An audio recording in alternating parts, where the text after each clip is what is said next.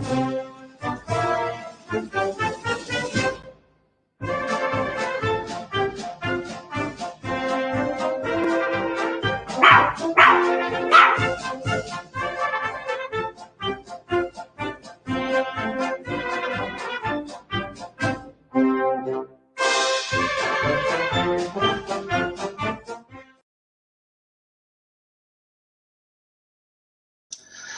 Hissy.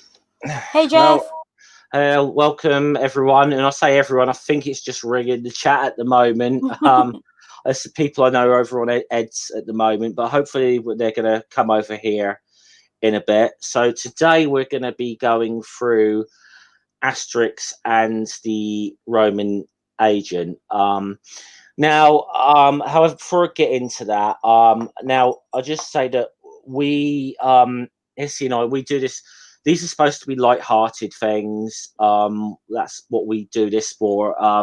It's light-hearted, bit of fun, and also looking at some history. But there is something a little bit serious that's been happening over the past week that I just want to spend about a minute or two just talking about and pointing people perhaps in the right direction.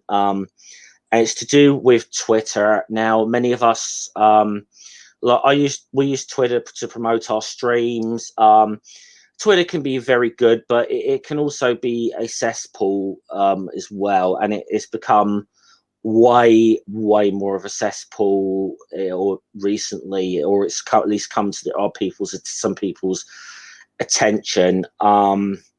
And there's been a number of accounts, some with huge followings. One even had 500,000 followers, and it's just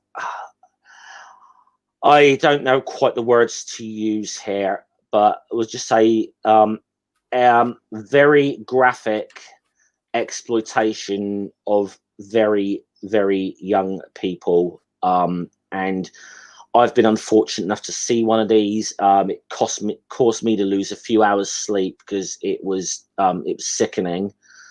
There has been some people in the community who have tried to get together to try and get something done about this and draw attention to this, because it's, quite frankly, it's disgusting that this stuff can be actually open on Twitter, and it seems to take an awful lot of people to report this stuff to get it removed. So that being said, in the description, I have linked a couple of videos. One is on Rhetoric's channel, or he did a stream with Pauly and Canadian Ginger, who've been involved with trying to highlight this and get these accounts removed, and more importantly, draw Twitter's attention to this. Also, Dead Kennedy in Space did a video on this as well, and I've put the link to that in the description, and also links to follow Pauly and Canadian Ginger, who've been two of the people who've very much been involved in trying to get this stopped and to get Twitter's attention drawn to this, because this should not. I mean, it's kind of weird when you see how easy it is. Some people get removed from Twitter, and the fact that this is happening, and it's taking forever to get rid of these accounts, and mass reporting to get rid of these accounts. I believe that, some people are trying to tag at Jack, that's Jack Dorsey, the founder of Twitter, to say, look, this is what's going on your platform. Get something done about this. So I just wanted to spend a minute or two to say about that. It's not something pleasant to talk about, but it is something that Twitter needs to sort out. Yeah. And that's if people want to know how they can get involved, the links are below. And that's that's all I really want to say about it, because it's not a nice subject to discuss, and it's not why we do these streams, but this is something important, and that needed to be. From me, I've been actively avoiding a lot of it because I have my own issues with certain things like that being triggering. But if you're out there and you're helping, I have seen quite a few people who are really taking charge on this. I've noticed all week I've been seeing Ansgar Odinson. He'll tweet it out and he'll say, it's this account, here's the link. By the time I've gone to report it, the account's already gone. So the community is really coming together and is really doing something. Yeah. Just as best you can. There is fight back against this, and I do believe a couple of the people, Ginger and Pauly, do know a way of reporting these accounts, so you don't have to actually look at any of the graphic material. I'm not quite sure how that exactly works, but it's good that people are fighting back, but I find it a little shocking that there was an account that got to like 500,000 followers, and Twitter didn't seem to be doing anything, and no major news sources seemingly has picked up on this either. So anyway, look, I spent way longer on talking about this than I already intended to, but and we want to switch gears, because this is supposed to be light-hearted and upbeat and a bit of fun. So that being said, there's something else we want to plug, and I'll put all the details about it in the description as well, Hissy, but perhaps it's something you could bet would be best to plug this one. Yeah, so on these streams a few times I've mentioned the Classics Twitter movie, which is every week a bunch of classicists from all over the world. It's run by a very nice fella in America. He's in Eastern time block, but I don't know exactly where he is. And they pick a film that's to do with the classics or classical reception, and we do a tweet along. We watch it and we do a tweet along. Normally goes on for about an hour and a half, 2 hours, depending on the film, that kind of thing. If it's a really long film, like we did The Odyssey over 2 weeks, because it's like a 3.5 hour film. And everyone's welcome to join. Now, the reason we want to plug this week is because this week, and it's 7 o'clock UK time, so 2 o'clock Eastern, we are doing Asterix and the Gaul cartoon, followed by Asterix and Cleopatra, both available to watch for free on Amazon Prime. So you can watch them if you've got that, and then join us on Twitter. The hashtag is in the description below. I've just looked. Classics Twitter movie. I will say they might be up on YouTube as well, but I haven't looked. But just saying. They may be, so keep an eye out. But either way, do join us. Don't be put off by the fact that most of the people on it are like professors and things. They're really nice people, really friendly. And there's usually a core group, and you'll always get one or two who put in sort of the historical comments. Then you get people who like to make jokes, and it's just a laugh, especially as we've got lockdown and everything. I know where I am, I'm still under lockdown. So it's nice to just be able to connect with other people over something a bit lighthearted. So do join us. I'll be there. Cool. Yeah, I'll probably, because a lot of the big long movies I haven't really tuned in for, but the fact there's 2 movies tonight, but both of them, they're only about an hour or so long each, so that it's not like a big, it's only going to be a couple of hours or so at most to watch through these. And there are 2 of the better Asterix films as well. The Asterix and Cleopatra is often cited as being the best Asterix film by a lot of people. I could make an argument for the 12 Tasks of Asterix as well, but I could. And yeah, they're both obviously cartoon versions of films, film versions of books we've already covered on whilst doing these. it should be a lot of fun. That being said, our book today we're getting quite a way into this is Asterix and the Roman Agent, which I'll bring up in a bit. Now, Hissy, your impressions of this one? I like this one. This one amused me so much. It's just fun.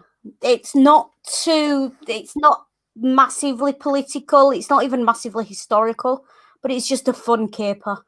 It really is. I like this one. Yeah. So I gotta say, I don't remember actually reading this book when I was young. I don't remember this one. It was good. This was a lot. This was a lot of fun. Like I said, there's always a good mixture in these of sometimes there's some good, like, historical stuff, but this was just a lot of fun today. This one, and I'm gonna bring this up. I'm just gonna try and find it.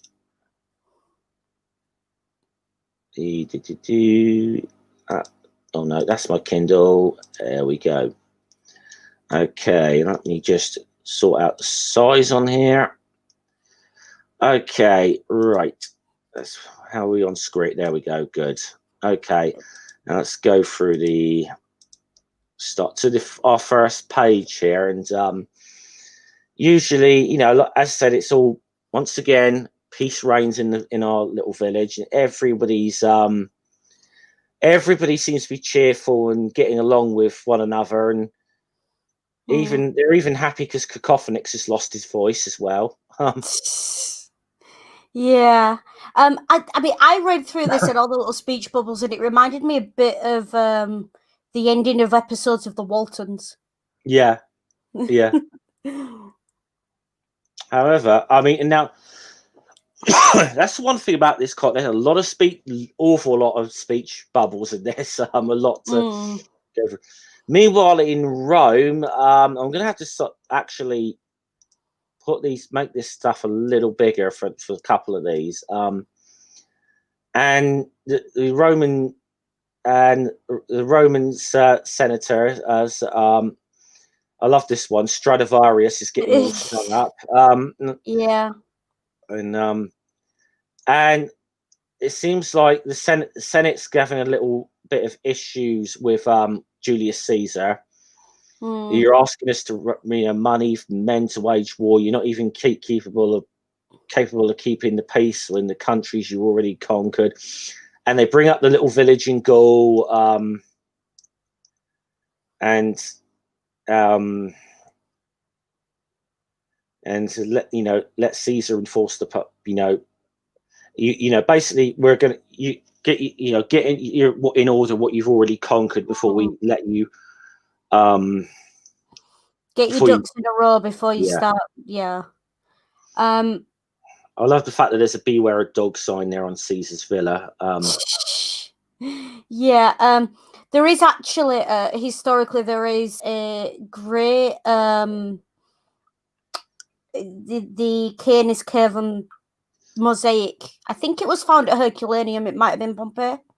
And if you've ever heard of Roman mosaics and you know about the dog Roman mosaic, it's that one, the black dog. And they did literally have beware of the dog signs in the buildings. On this one, it's sort of mosaiced onto the floor. So we get to the next page. So Caesar's getting a lot of his cronies together, and he's getting a lot of so to sit down to discuss what we're going to do about this. So I love our fact here is Senate wants to take revenge on me for cutting its power.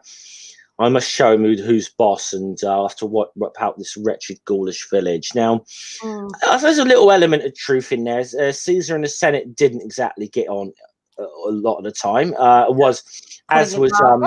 Putting it mildly, especially when you think how it ended. And so let's have ideas. I suggest brute force, and they've got the et tu brute, and and did bring up, well, they got the potion that makes them invincible, and all that. Put that dagger away, as you idiot. You're going to do yourself an injury. There's a lot of jokes about Caesar and Brutus in this one. Oh, there's always Brutus, obviously one of the probably the most well known of all the conspirators against Caesar in his murder. When he said, look, they're not interested in money. If there are magic potion, if there are money, the magic, we could have bought the magic potion if we, they were interested. So we can't buy. So they said we can't. So they come to the conclusion we can't use brute force and we can't buy them off. What do we do now? So this guy suggested their strength and their solidarity. If we could sow a bit of discord in the village and split them up, and the potion wouldn't matter anymore. And he says, and Caesar did point out that, we know the Gauls generally tend to fight amongst themselves, but this lot are a bit. They tend to stick together. These guys through thick and thin, as he points out. So, obviously, a lot of the time, some of the big, perhaps why the Gauls weren't always able to, there's the truth in that. A lot, a lot of tribes, they were kind of fought amongst themselves a lot of the time. It wasn't like always a big united front against the Romans. Well, this is how the Romans essentially managed to conquer so much, and why they had such trouble with Vercingetorix, because he united the tribes against Rome. That's what made his rebellion so problematic for the Romans, at least while it was ongoing. I mean, this is the thing that generally the chieftains they had the most problems with were the ones who, at least for a time, did manage to unite the tribes. And you could think of in the Tutable Forest with Arminius or whatever with the Germans, and then maybe later Boudicca with the Britons. Briefly did unite at least a lot of the tribes to their sides against Rome. Never seemed to last, though. That was just why Rome was I'm just trying to think if I missed a page here. Oh no, I missed a couple of panels. That's what it was. And they kind of bring up to the point that they know that he knows this guy who's basically a shit stirrer. He's a trouble. This guy, he's a master shit stirrer, a troublemaker, and he says he caused so much trouble in the building that he was in. The other tenants managed to get him thrown into prison to be eaten by the lions. Where is he? Well, he's still in prison. They put him in the arena but the lions tied. The lions ended up eating one another. So this guy's good. He's good, he can turn animals on each other rather than on him. So I love this. And then as the Caesar walks up, having brought to me now for some food, et tu Bruta and all this Brutus. These classical allusions are beginning to get on my nerves. One of these days.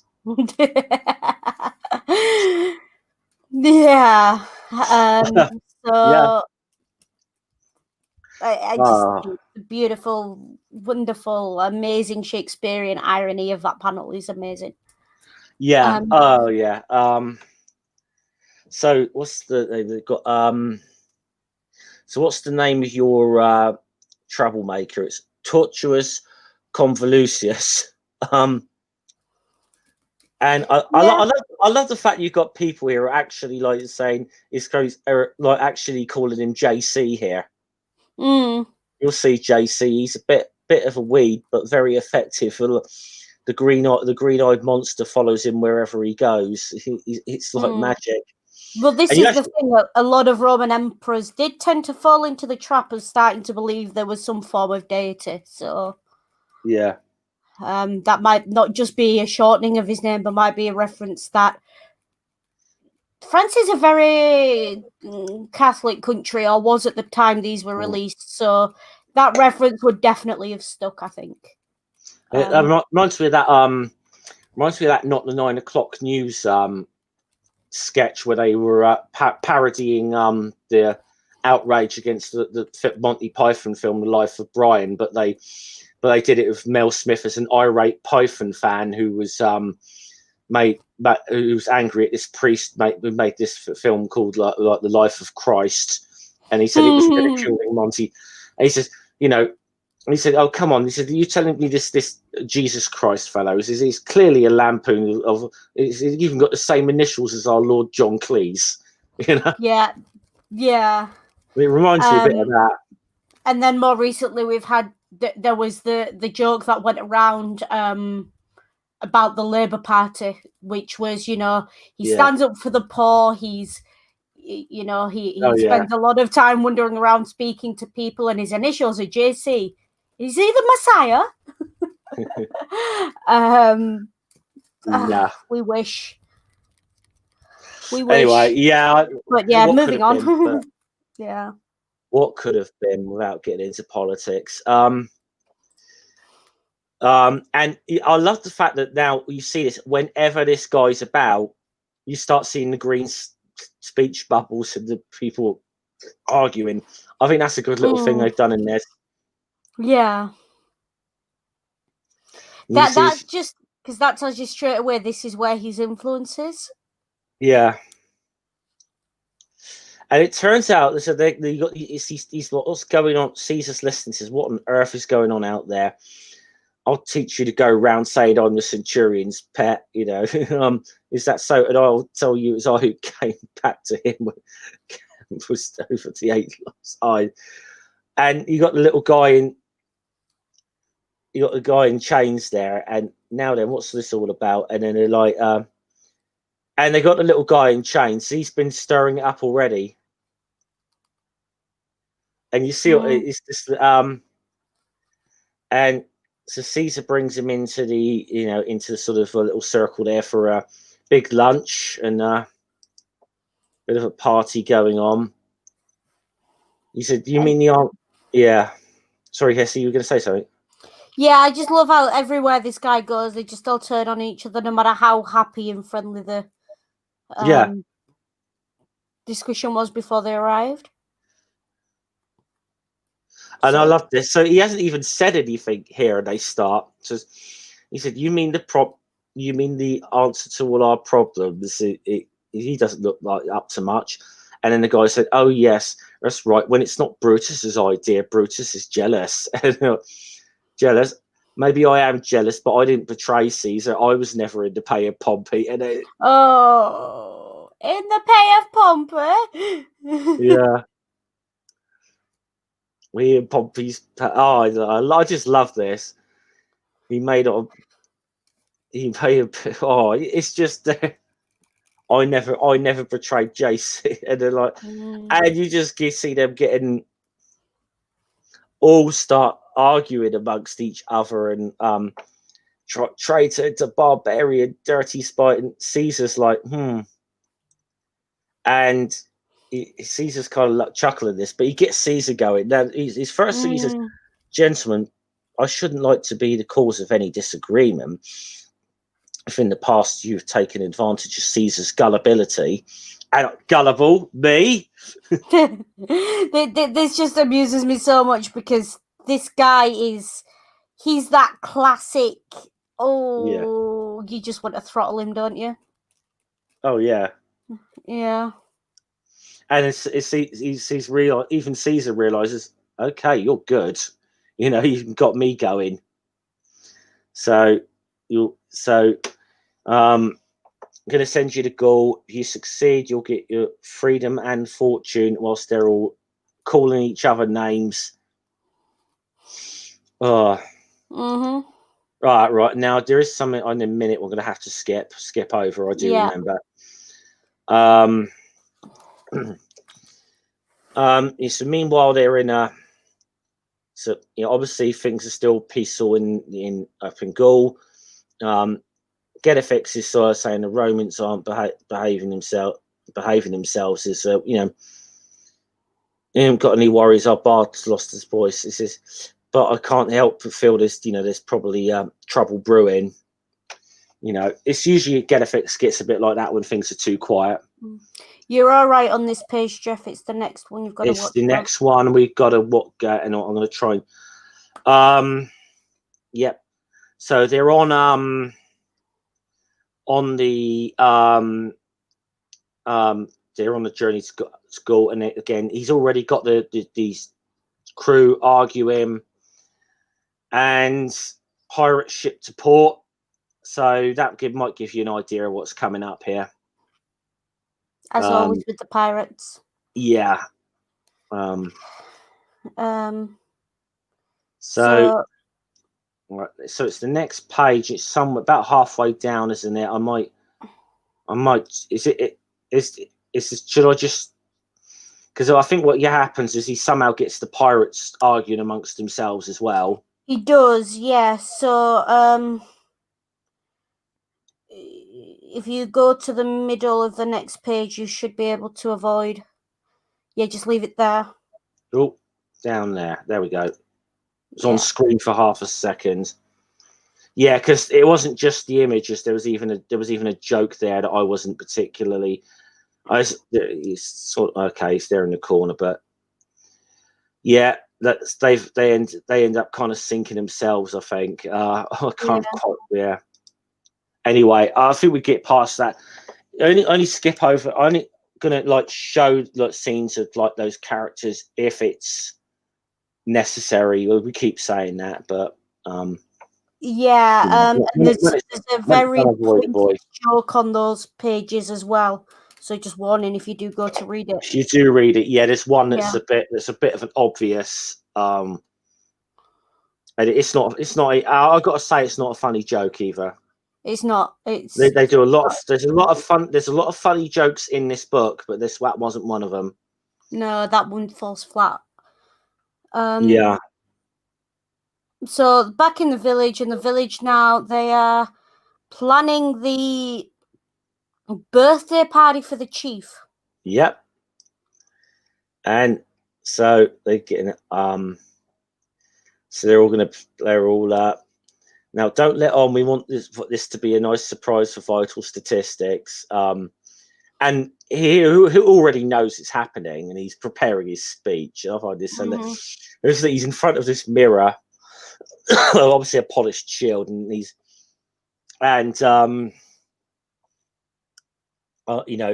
practicing his speech, but his wife is. I love it. I love his wife. I love Impedimenta as a character. She is in charge in this household. She just amuses me so much in this one because she very quickly, it's kind of the tradition is that he pretends to be surprised, and the rest of them think they've all surprised him, and it's just sweet. Yeah, and this is all a lot of all the other gifts he's had before, like shields, like menhirs and fish. Yeah, seems to be the same stuff every year. Yeah, that's exactly what it is. Yeah, so it's obviously you can Obelix, a menhir from Obelix, a shield from Asterix, a fish from the fishmonger, and they all think further up the page, but that we've just gone past. They all think that giving him this every year is a surprise. Yeah. So. Yeah, she's less than impressed with them all. Now, in the tent of the Roman centurion here at one of the Roman camps, he's actually talking to this is Centurion Platypus. I love that. So he's talking to our little git here. What's his name in Tortus Convolutus. Yeah, Convolutus. Yeah. I just don't. He's saying I don't think you'll manage to split them up. He says, he says you have to give me a name and description of every one of those. Nutcase. So he's trying to find out some information. and he asks about whether he can have this this jar here with the flamingos on, and he said, "Oh, it's just spoils of war from one of my campaigns." Now watch what he does here. He says, "Yes, your junior officers told me you had some individual ideas about sharing out the booty." It's like, get my junior officers straight away. So you see what he's doing here. He So he takes this thing to the he takes this to the village. This Roman turns up. Says, "I have brought a present to the most important man in the village," which show he probably means obviously vital statistics. You'd think, wouldn't you? Yeah, but with that, it's the chief is not necessarily the most important person. Yeah, and this guy's very clever with his words. It's his entire character. Yeah. So do watch out for him. He's What's it? So the chieftain comes out here to greet him on the shield. Here he comes, boys. Show a bit of dignity. We don't want to make it look like we're expecting him. And what's happens? He walks straight past the chief, straight up to Asterix. Having arrived lately in Gaul, and and I love the way he's saying, about strengthening the ties of friendship between Romans and Gauls. I bring this gift to you, the most important man in the village. Asterix is like, what? Cheerio, just walks straight past the chief. Yeah. So back home, jump to it, and I love the next scene. How many times do I have to tell you, bend down when you go through the doorways? And this is where we get where this wording became very important, because now we have the query of, but who is the most important person in the village? Yes. And Impedimita's comment here is just hilarious. He's saying, of course I'm the most important person in the village. I'm the chief. And then, if anyone should ever be fool enough to write the story of our village, they won't be calling it The Adventures of Vital Statistics to Gaul. Oh, I love it. That's a brilliant little inside joke. It's a beautiful meta joke, is that? Oh, is that absolutely fantastic, that one. Which is because, let's be honest, Vital Statistics is a support character in this story, in these books. He is a, and then the next essentially she goes out to buy some fish from the unhygienics, and all the other women are talking about the vase that's been given to Asterix. Oh, did you see it? Watch out! Here's it. They're all gossiping. So she walks to the front of the queue, which is like, hold on, like first lady's privilege here. Well, oh no. What if I'm the chief's wife? I'm the first lady of the village, and I love the name of unhygienics' wife as well, Bacteria. Yeah. So, but I love that they said, oh, that's not what the Roman site says. That's right. If Asterix was married, Mrs. Asterix would be. And they were straight in. I will actually point out, do you see the lady in the green dress? Yeah. Sort of very, very golden sort of hair, sort of reddish golden hair. Like the quite sort of supermodel looking. Yeah. That's geriatrix's wife. I think this is the first time we see it. Yeah. They've definitely done that joke somehow. Like the little old man in the village has got like the gorgeous, tall, hot blondes. It's like who actually does seem very, very smitten with him. Yeah. It does seem very genuine from what we can see of it. Yeah, I mean, to me that reminds me of who's the photographer who always had a supermodel on his arm? Oh, Oh, I forget. Yeah, I forget. Bailey, Yeah, yeah, something like that. This guy would walk around. For those who aren't aware of him, he'd walk around in, scratty trackies and like the same shirt constantly, never a clean shave. He'd always have the most beautiful supermodel on his arm because this man supposedly, could make anyone look good with a camera. And supermodels fucked to him because he a lot of them supposedly he helped them with the careers, but what he got in return for that is not to be commented on. Yep. So they do indeed ring. Yep, they do. Excellent visual shorthand in this. Yeah. So Impedimenta comes home with the lunch and just smacks him in the face with it.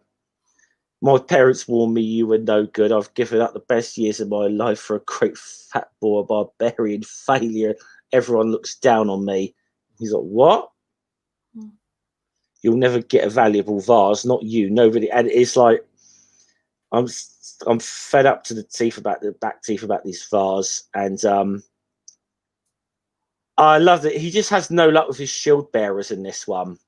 Well, here comes the boss, and they lift him up a little bit. I didn't ring for you. I'm going out on foot incognito.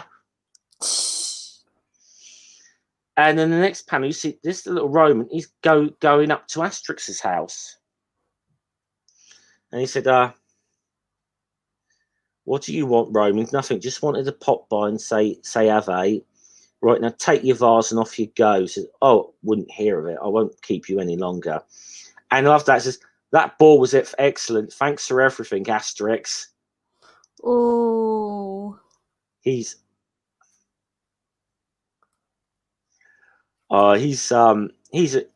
really successfully stirring the shit up here, this guy. Yeah. And Asterix goes chasing after him with this. Oh, and I love this. Asterix, so you've been having guests share your board at home, have you? So, no, he's like, what on the earth? That Roman seemed to appreciate your boar. And he said, I love the thing of, come on, Chief, we haven't, we've still got two boars left. We've got 2 boars and they haven't been started yet. That's what you think. But you left Obelix alone with them. No better than to leave Obelix alone with a couple of boars. The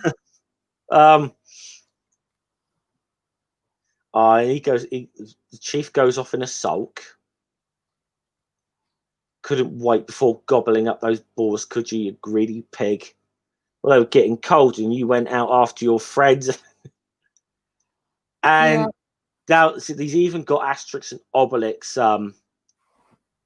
at it now. You're free to choose your own friend. They're shouting it. Oh, I mean, they get very personal here. I'll be real careful about choosing my friends. And I get the message dogmatics work the way down here. Ave Asterix. Yeah, very snarky using the Roman salute. But this is the thing, and we've said this before with Asterix and Obelix, that he goes off this time. Right, this time he's gone too far, and he's on there grumbling to himself. They stop. He turns round and runs back in, and they're hugging and crying. And I shouldn't have said that. And now let's come on, let's have a beer and put it all behind us. And that's the thing with you see the two of them every time because they have a lot of blooming big fallouts and they start sulking with one another. But pretty soon they hug and make up and it's all forgiven. Yeah. So he has cracked what it is that keeps this village together. It's whether he can actually truly tear the village apart or not. I think, he obviously, this guy, he obviously, because he said he was trying to find out their names, he definitely honed in on Asterix. And he says everyone in the village is getting jumpy. It's taking a turn for the worse.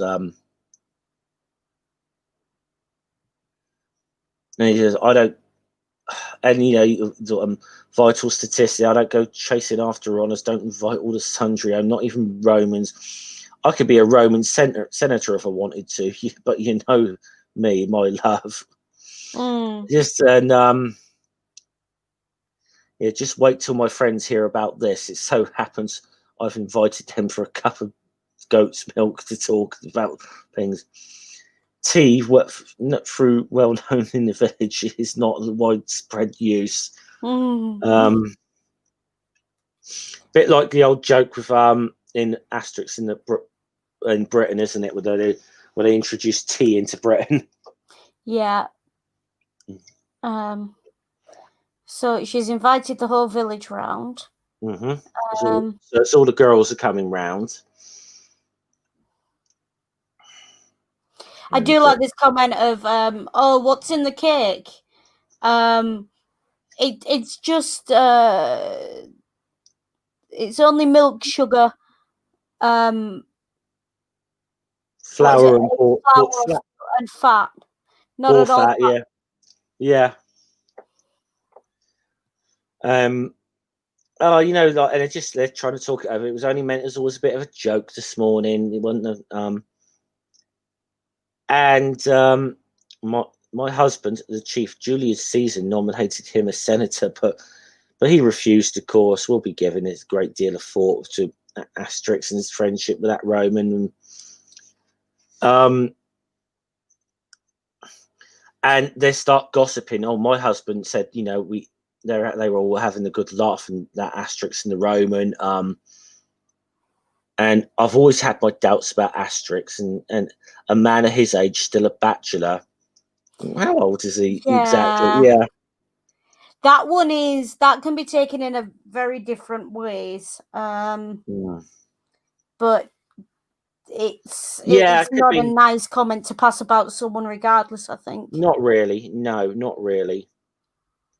This is kind of this is your classic group of women getting around to the coffee morning gossiping thing. This, isn't it? And so you actually see this. She said, goodness knows, my husband geriatric says he's not so young as he looks. Just yeah. And the trouble is that Asterix is Druid's favorite, and he knows a lot of the secrets. Like the potion, for example. And all my lips are sealed, and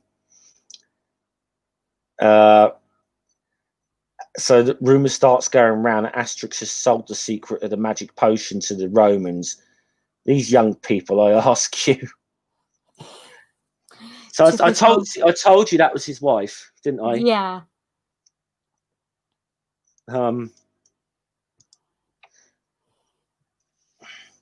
So the gossip. So what basically starts happening is that they start gossiping about They start gossiping, and this rumor starts getting round about Asterix that he might be a traitor, effectively. And then I love the fact that they soon start sort of arguing about this unhygienic. So you can't convince me that Asterix has done a thing like that. I need some proof, and and they then, of course, that fully automatics and unhygienics start at it, and they're another weird pair, like Asterix and Obelix. They're sort of sometimes friends, but they do seem to end up in punch-ups quite a bit as well. Yeah. I mean, this is a very interesting way of introducing the rest of the village that we've not necessarily seen a lot of before. Yeah. I mean, we come across fully automatics a few weeks ago, didn't we, for the first time, I think. Yeah, we've come across unhygienics a couple of times. Yeah, geriatrics has been sort of a background character, but not done a lot. Yeah. I mean, and the women in the village we haven't really seen much of at all. So they start arguing over Asterix being but oh, here he comes, act normal. Asterix, what?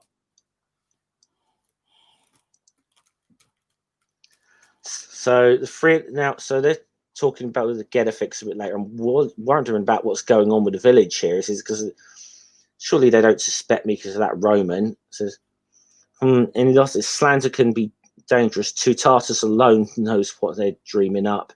Mm. None of this matters. It's the chief's birthday banquet this evening, and that'll bring everybody together again. So, So you think? yeah, the druid Getafix is unduly optimistic, and in the village, everyone's sort of suspecting everyone. Only one who it seems to be unaware of what's going on is Cacophonix, who's up there, and he's like, he lives in the tree house, doesn't he? And it's just so we get to the banquet, and nobody is speaking to anyone else. In fact, they all sort of in fact, the bard has the strange impression of being left alone at the table. You might almost think this was the end of the village. Oof. Now, I do like the way this is, because this is designed to look like it's the last panel of the book. Yeah. It does give you that little jolt of, oh no. Yeah. But of course it does continue. It does, yeah. Yeah, we're probably a little, probably about halfway through this now, I'd imagine. So meanwhile, you got the Romans Roman patrol out there, and you get they hear a couple of the Gauls coming and decide to hide up the tree. Now, it's geriatrics and fully automatics start gossiping amongst themselves and talking, and very kind of you to come and help me,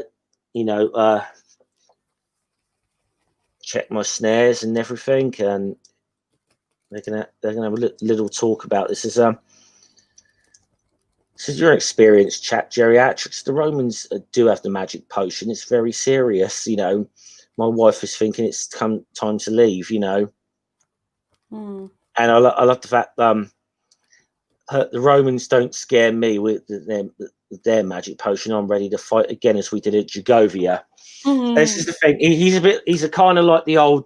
He's almost like old Uncle Albert, isn't it? During the war. Yeah, during the war. Even though this is pre-Obi Forces. Yeah. He'll often talk about how he fought with Vercingetorix at Jugovia, and that couldn't have actually been all that long before this, but this is set. But it is very much like he's like, I'm the old war veteran here. As if he thinks he's still a young man and he can still do these things. So he said, "We got the magic potion. Surely we'd know." By the way, the boys and the Gauls have got, so they shoot off to hear about what they've heard. And he said, "Look, is this right? We got the magic potion. We found out that we've got this secret of the magic potion. All the lads are asking, why don't you give us any instead of letting us getting bashed about by those Gaulish nuts?" And as he points out, look, he says, "I'm your magic potion," and he's quick cauldron, get him stewed. He says, no, everything's going. He said, according to plan. Yeah, he said, I love this. We'll spread it about that we do have the magic potion, and promise you the Gauls will split up and go away. And I love this. We are soldiers. We don't like devious ways of civil servants. We prefer honourable battles and the clash of arms and the clarion and the call of bouquet. I love it. Blood, tears, and you say? You say? And no, they've all followed him off. So, what's your plans? And I've loved this. I I've chosen you for this mission, magnum opus, because you have all the necessary qualities for participating in psychological warfare. Oh, this becomes a good little joke throughout the whole thing. He is the big dumb brute of the Romans, really, with the club here. Yeah, definitely. The patron's intelligence is correct. Snare is there. When I give the signal, do what I told you to do. And so he whacks geriatrics over the head to exit. Now take your helmet off. Off we go. I like psychological warfare, I does. Yeah, and what's this? Ring. Well, the soldier would know. The ex-soldier would know. Yeah. Oh yeah. It's kind of like back in the old days. The old pursers in the Royal Navy were like the most hated people on ship. Yeah. And he comes back. At least it's Alicia all over again. They've got the magic potion. So they bonk geriatrics over the heads, and he's kind of come back thinking. And the Romans got attacked me. They got superhuman strength. It wasn't easy. I wasn't beaten easily. He was bonked over the head, but he's making out like he made it was a good fight. So he's good. He is good. This Roman, isn't he? Yeah, because he plays to everyone's egos. Yeah, he is good. Well, that's the thing. The best manipulators, all you have to do is set the ball rolling, and people are. This is a great example of how people, no matter how much solidarity they have, how close they are, everyone's got their own ego, and everyone's got their own agenda. Oh crikey! We see it in our own community from time to time, you know. Yeah, it's a very human thing. And I love the fact Gedivik saying you all gone mad. You don't need magic potion to knock geriatrics out. And he's like, what's that? All the same, a Roman would have to be pretty sure of himself even to attack this old relic. And it's like, look here.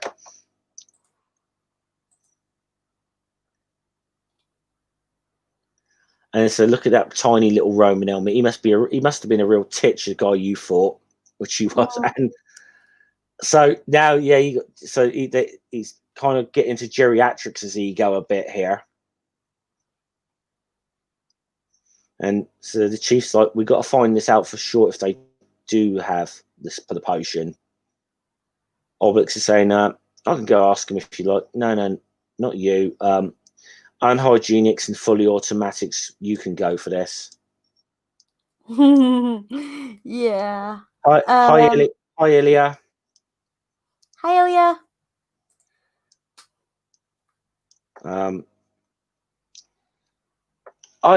So he didn't want me to go, and Asterix, I think we shall soon have to teach our friends a little lesson. He's like, so do I. So generally, as you know, it is Asterix and Gedifix who generally are the voices of reason in the village when they all go mad. Obelix doesn't always know what's going on, to be fair, but that they tend to be the voices of reason. And so Convolutus there say, come along, Platypus, we've got work to do.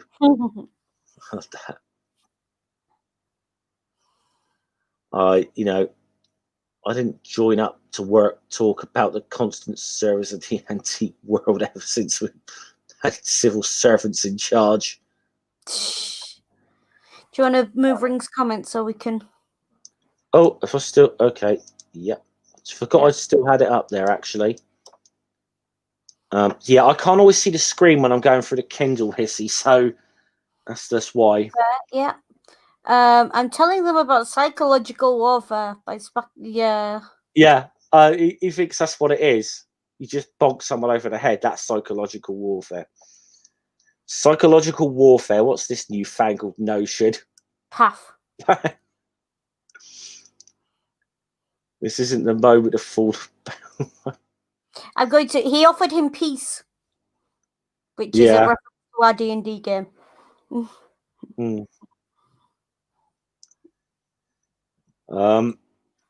So meanwhile, unhygienics and fully automatics are out, and the Romans really have the potion. This could be a dangerous mission, and the way you smell a fish, you run a considerable risk of.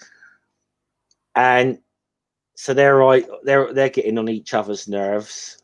And this is one thing, yeah. Fully automatics always tends to make cracks about his fish, either being rotten or smell it. Yeah, try not to smell. Yeah, this is a kind of is a bit of a theme for the pair of them about the book, that fully automatics will often make cracks about the fish. And doesn't seem like a nice bloke. He's mean to cacophonics. He's mean to unhygienics. He is a bit, yeah. Well, they're kind of mean to one another, actually. Him and unhygienics, but he definitely has it in for cacophonics. He isn't particularly a nice guy, actually. He's one of the least likable Gauls, I'll say that. But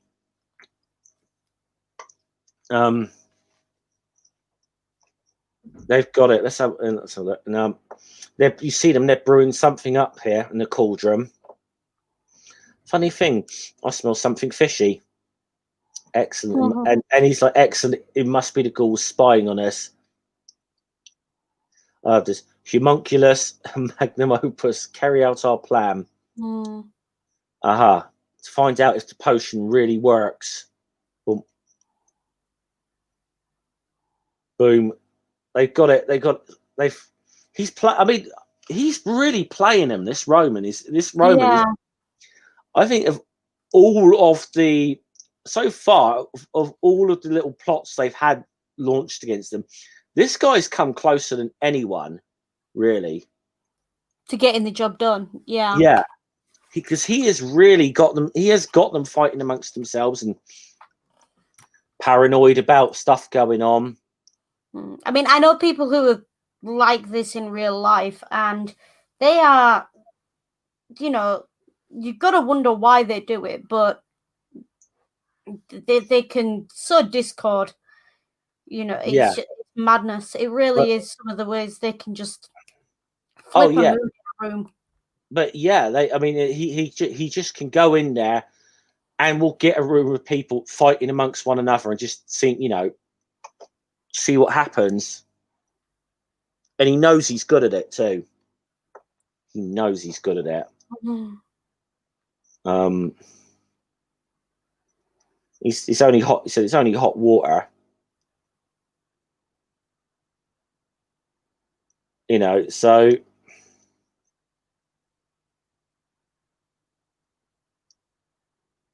So yeah, that's all it was. And then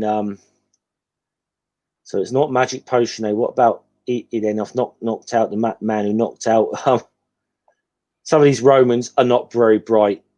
Are they? That's probably the downside that he's got to work with here. Is he's got a bunch of Roman soldiers who are not. They're not the smartest spoons in the shed, are they? Yeah. And so your plans are too complicated, Confucius. I don't know where we are right now myself. Who has got the magic potion? The centurion doesn't know either. So they come back to the village now, and they're like saying, "We saw them. That they've got the magic potion. It's ridiculous. How could they have found out the secret?" We've been seeing a lot of the Romans around the village, and again, this is what they're trying to do. He's tried to sow the seeds that Asterix has betrayed them. And you accuse, it says, and how about you, Vice? Are you accusing me of telling Asterix? They're like, you're accusing Asterix of training. And you're saying that I'm betraying my oath as a druid here because it's our things are only passed amongst druids and mouth to mouth.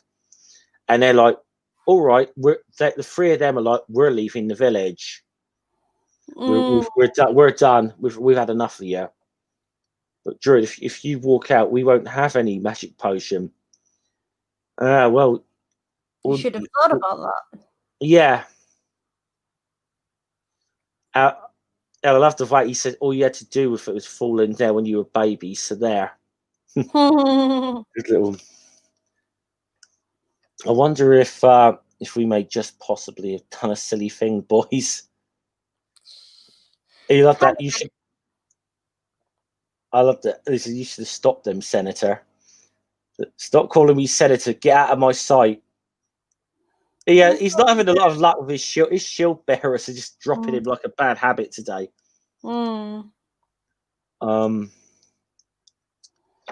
the same, it's a pity we're leaving now. The Romans have got the magic potion. It'll be more fun. Asterix, they haven't got the magic potion. Who has?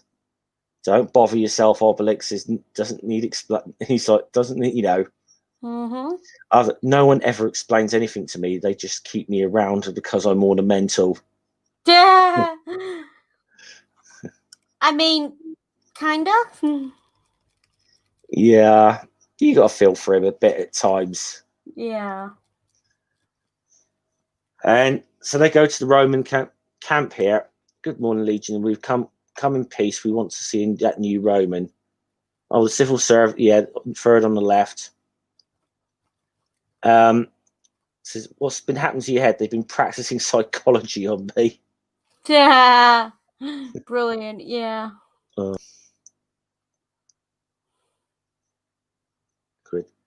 There's something I'd like to check up on if you don't mind. Bonk. Yeah. So no, they don't have the magic potion. No, they're. Yeah, Obelix is like thinking, they'd be more fun. It'd be more of a challenge, you know.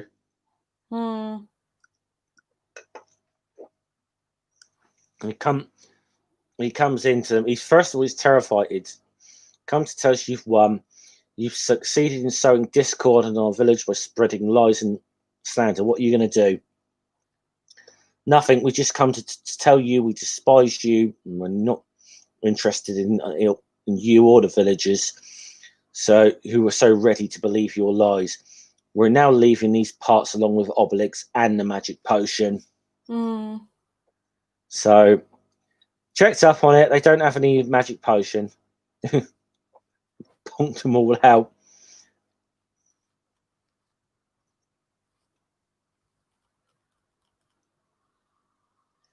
So they just what they're going to do is sit up from the vantage point in the tree, and they're going to watch what happens here. So generally, I mean, this is the thing, isn't it? Asterix and Gedifix, they're the smart ones in here. They know what's going on, and to their credit, they kind of figured a way. They've obviously figured the way of turning this around on them a bit. So, they've done it. The druid, the dwarf, and the monster have left the village. Because let's face it, really, yeah. Well, let's face it. Without Gedifix, they don't have the potion, and let's be honest, Obelix is like the nuclear option here, isn't he? It's kind of he is just so, because he's superhumanly strong all the time. He is like the weapon of mass destruction in this. And he said, explain yourself. So what's going on? Now they've left the village, there'll be no more magic potion, and those ghouls will be harmless. So here we are, falling all out of the body personalised to revive those who were brainwashed. There we go. What is that, may I ask? Is one of us turned up with a club? They've turned up with clubs. I love that. Well, since there's some, also we haven't got the magic potion, we fought psychological warfare. Yeah. So no falling out of line. You will massacre according to the rules. Don't want any fancy notions and go and get your proper weapons. So they're back with their pilums and shields and so on, and their gladiuses very shortly.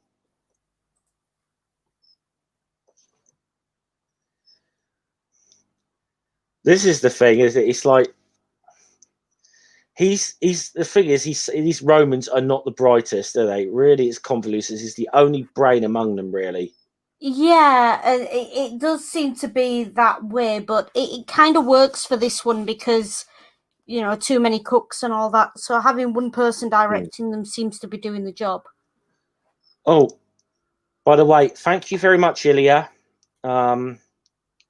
Yeah, let's get Jeff to 300 subs, folks. Yeah, I'm only about a dozen or so away now, last time I checked. So 12 or 13 away, I think. Thank you very much, Illy. Yeah, and again, everyone here should be subbed to Sit Down with the Bunkers already. If you're not, why not? Because it's an awesome channel, and they just celebrated 1,000 subs last week. So yeah. Yeah, I will. I will say I don't. Yeah, when I get to 300, there will be a stream. I will do a stream on this for a 300 stream. Up and at them legionaries. Up and at, and so they've finally got them. He finally got them to march. Asterix is like, it's working like a charm. They've left the camp. Off we go. They haven't even left a sentry. So yeah, so now they're checking out this potion. Yeah. Oh dear, wouldn't have any effect on you at all. It's like, so it's because it's just hot water in there. Oh, then sometimes let's not waste time. And it gets go back to so they're marching off to the village. Legionaries, and I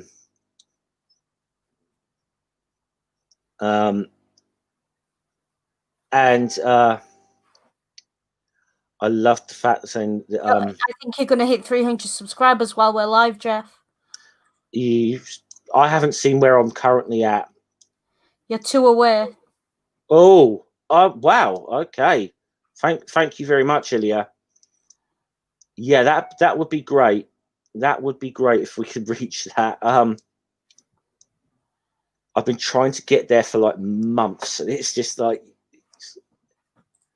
okay. So, yeah, I was actually live on air when I hit 200 actually, but I love this. So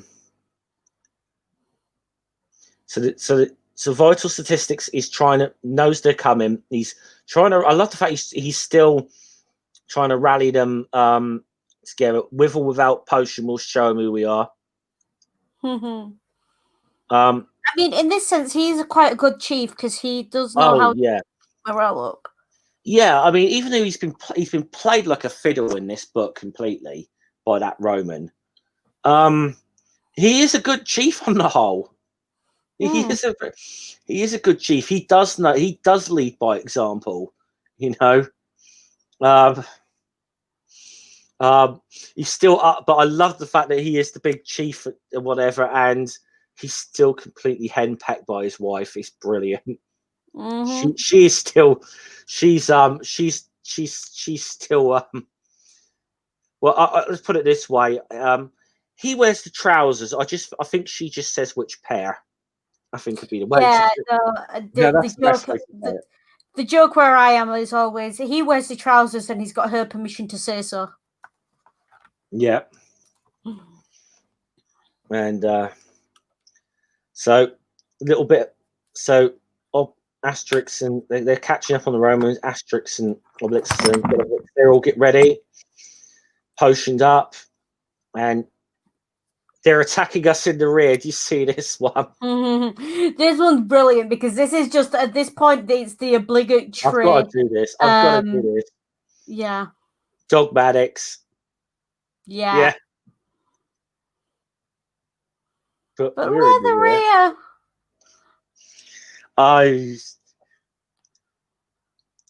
Yeah, Dogmatics is he's got a thing about biting Romans on the bum. I've noticed that. Yeah. You hit it, Jeff. Hey!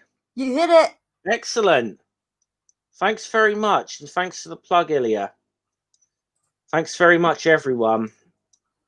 Oh, good on. Looks like I'm going to have to do a stream sometime in the next week or so now to have a little celebration, isn't I? Yeah. Okay. If you want to, I've just shared you a screen. Oh, hold on. Let me just. There you go. 300 subs. Yeah. Thank you. Thanks very much, everyone. Thanks. Wow. Brilliant. I didn't think I was ever going to make it there. Well, you did, and you deserve it, Jeff. Thanks and I will just say, if you're not sub, I'll put it in the description. So if you're not sub to Hissy yet, please go sub to Hissy as well. So I see. Oh, but I see Nerdy's in the chat as well. See, hi Nerdy.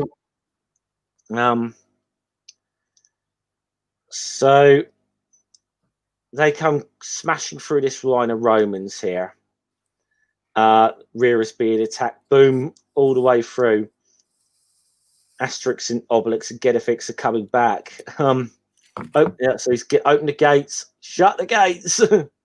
Yeah, I mean, this is the thing. It's the problem with any empire, country, organization that has a large standing army. They rely on specific formations, but trying to take on what is essentially a guerrilla force, which is what this village is, with an army in formation just doesn't work. No, you don't have the flexibility. You can outnumber them 10-1 and still lose. I mean, it took Romans a long time, I think, to learn how to fight opponents who fought sort of guerrilla wars. So, yeah, sorry, my computer's going mad now because I've just seen I'm getting a lot of belated notifications of subscribers. I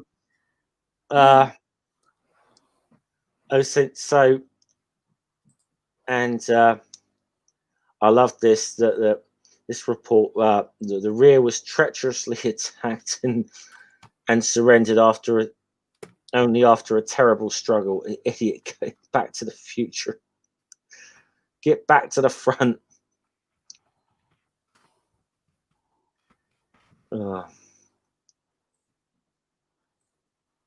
Calm down. Things aren't quite as bad as expected. The Gauls have gone back to the victory with our cauldron of magic potion. It's not even the real potion. So, so maybe he's thinking they're gonna, they're not going to drink the real. They're going to drink the fake one or something. But, but of course, Gedifix is very quickly brews up some of the real. Well, no, he has a bit of fun with them first. So he makes them drink. He makes them drink the hot water. Nothing much. Uprooting the tree. Fully automatics tries to do Asterix. Oh, and poor Cacophonix is up there. It's his treehouse tree. I'm not bothering. Cacophonix.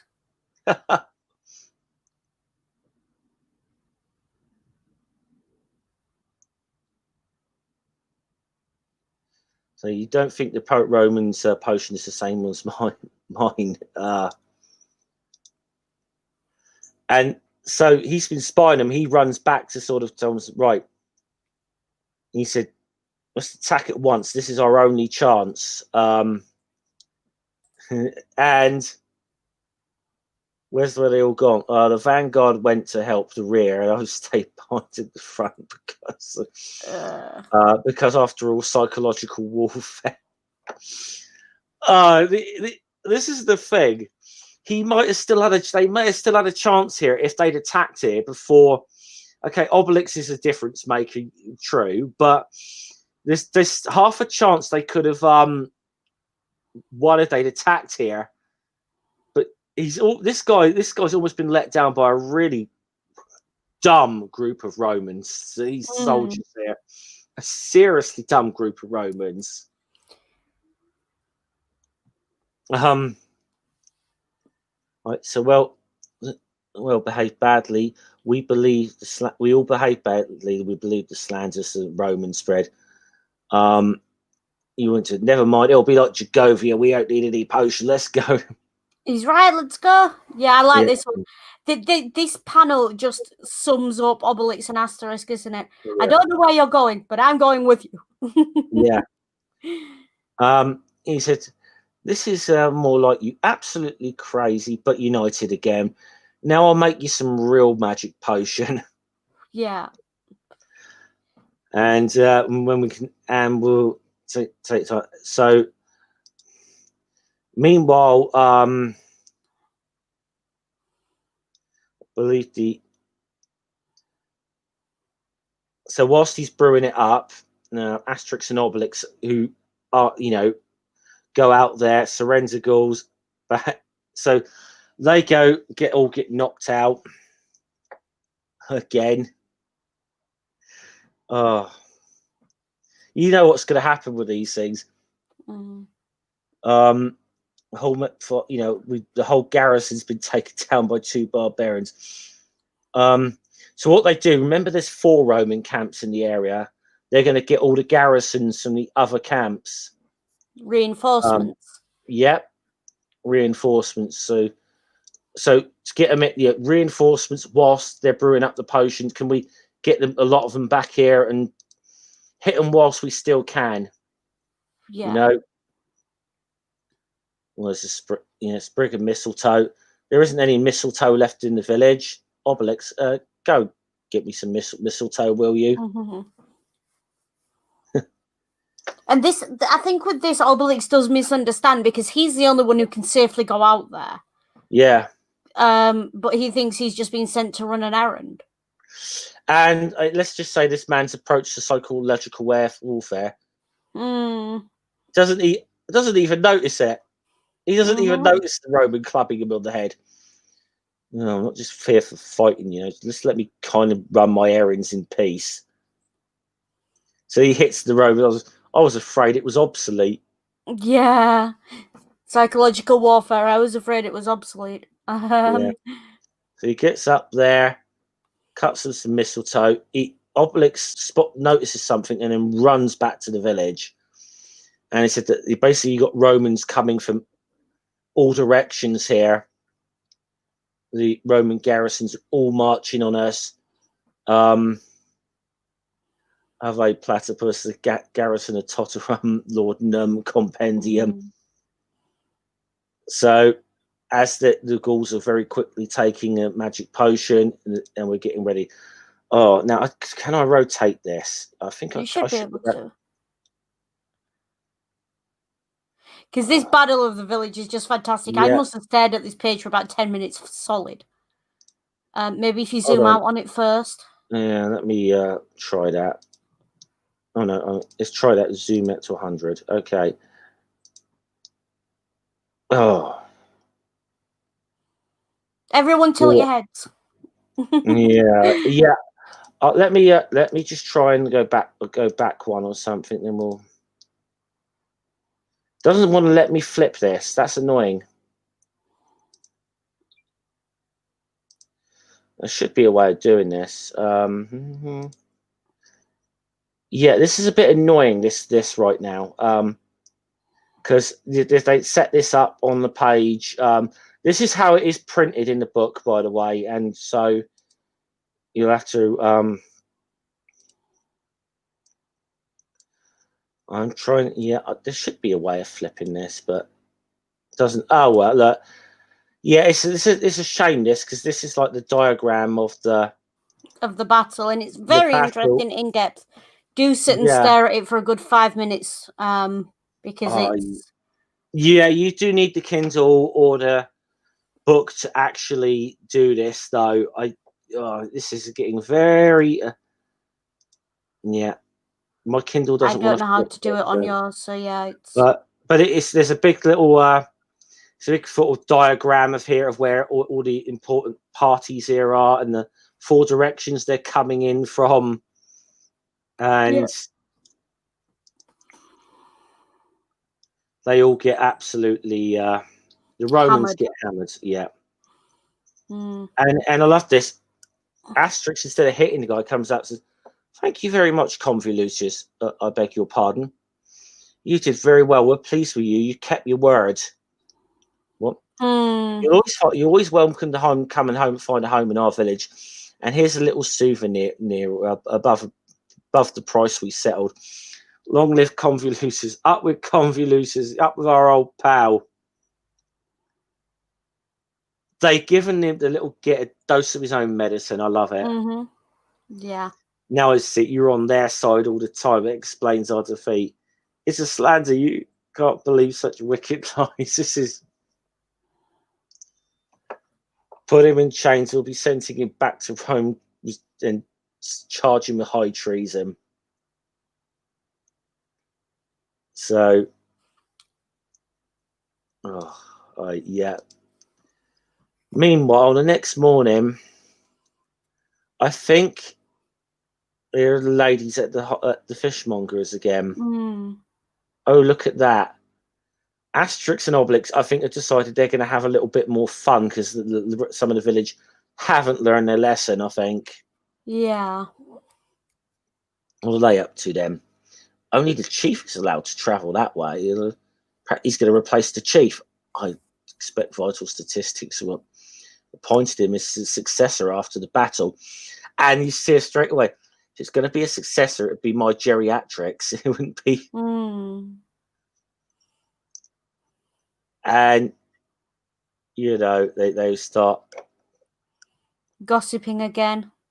Gossiping, getting and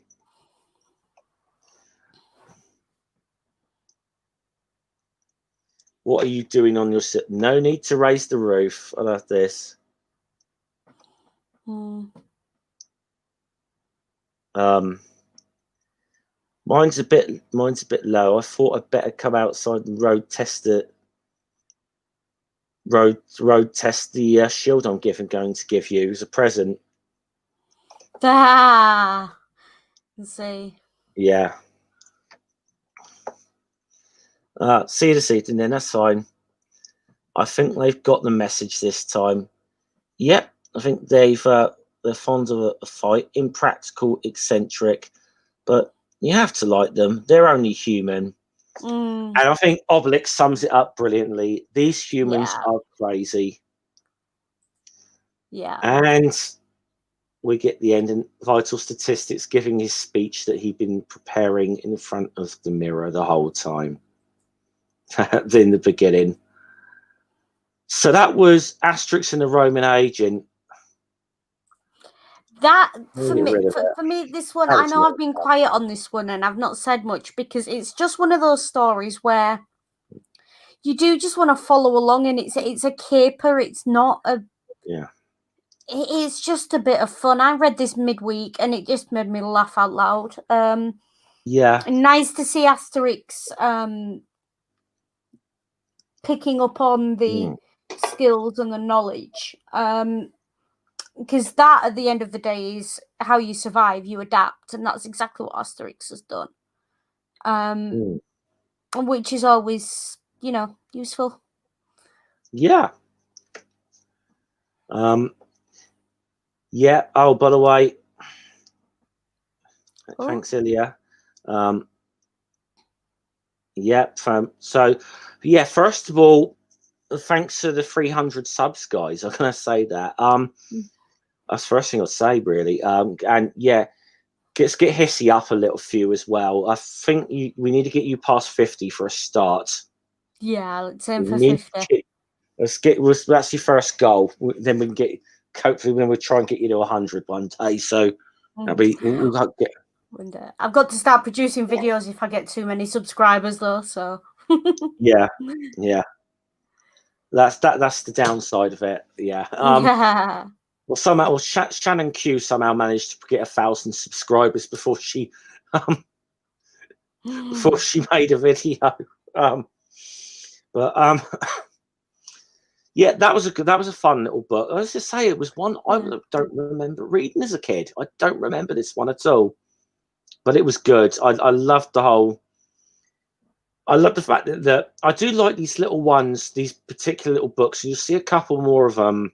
It'll come up in the next, over the next few, I'd say, where the Romans try little alternative ways of trying to conquer the village. I do kind of like those stories.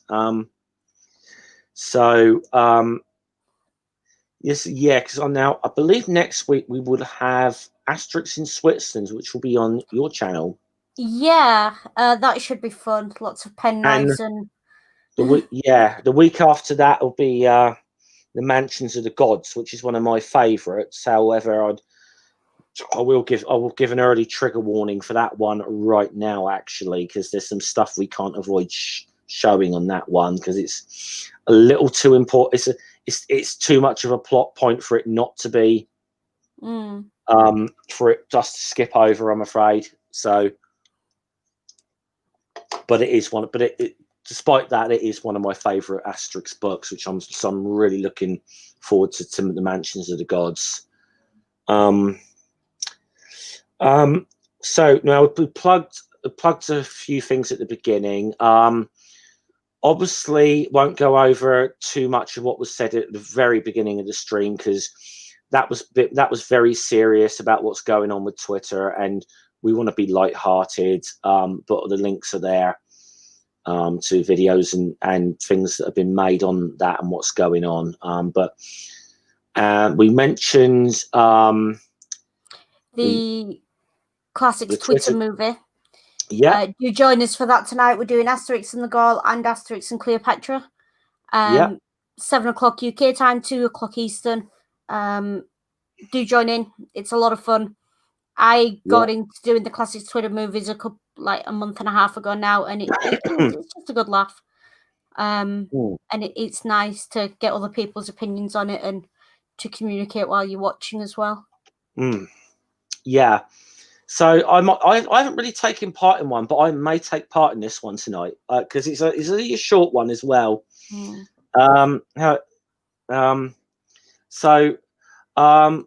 Otherwise, I believe next Friday I've got it penciled in. I should have Slim Living Cyborg coming onto the channel. I think Mama Atheist is gonna join us as well. So be on the lookout for that. That's penciled in at the moment though, so it's subject to change. But otherwise, Media Musings coming up in around 30 minutes time on One Ring's channel. And let me just find the link. Ring, if you're in the chat, please post the link. I'm sure he will. He's over on his channel anyway. And he's doing Good Omens this week. I'm going to be over there too, so that should be fun. This is his belated 1-year anniversary stream, because as we all remember, the reason Ring got into YouTube is because they tried to get Netflix to cancel Good Omens, which was just that was hilarious. I mean when the Christian groups tried, they petitioned Netflix en masse to I've put the link in the stream as well. So Ring will do that, I'm sure, himself in a second as well. That's coming up in just under 30 minutes. I believe you're joining him, and I think Julie's should be Julie the Voice is joining as well. Yeah. So I'll probably be in the chat for that one. But so those are the things we. So the first thing is obviously to rings. So now also it looks now as if I'm going to have to organise a 300 subs party now, so as well. So Ed had his 200 today. So now looks like I'm gonna have to do my 300 at some point, and I shall try and figure out a not good time to do that. Brilliant. Yeah, well, we look forward to that, and congratulations again, Jeff. I've also noticed as well, Ilya appears to have shielded me on Twitter because my notifications have just blown up. So thank you for that, Ilya. Really appreciate it. And yeah, just thank you. And I'll have to start actually making videos now. I'm starting to get subscribers. Yeah, I mean, we've definitely talked because Hissy and I have obviously we've gone through like Asterix books and so on, but we've definitely sort of talked about a thing that whenever this thing's run its course, we definitely want to try and collaborate on a couple of other things. Because I think whether that be watching some historical films or something, and or if there's any other sort of like comic type things or so, we're gonna try and we're gonna figure something out. So definitely, yeah, because I do enjoy these streams, and it's great to work with Jeff as well. If anyone's ever thinking, you want to work with someone on YouTube, and Jeff's got the interest in what you're doing, highly recommend, because he's a great bloke. So do that as well. Thank you. That's my little bit of shilling for you, Jeff. Thank you very much. You're welcome.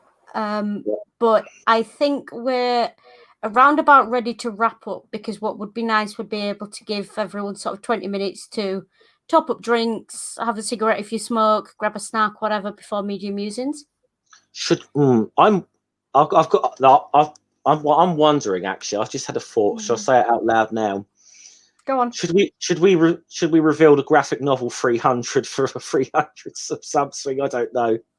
Ooh, that could be good. Could be a bit of fun. Yeah. Yeah. Well, it's worth thinking about. But I might just do like a hangout party kind of thing. But that could be an idea. We'll have to we'll have to give that some thought. So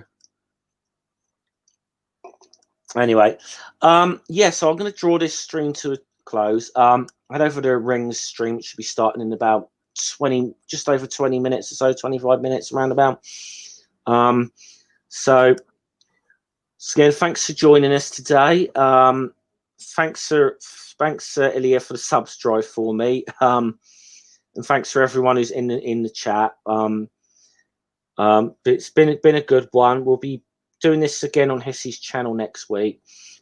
So I'm just going to sign off and see you guys later. All right. Salute.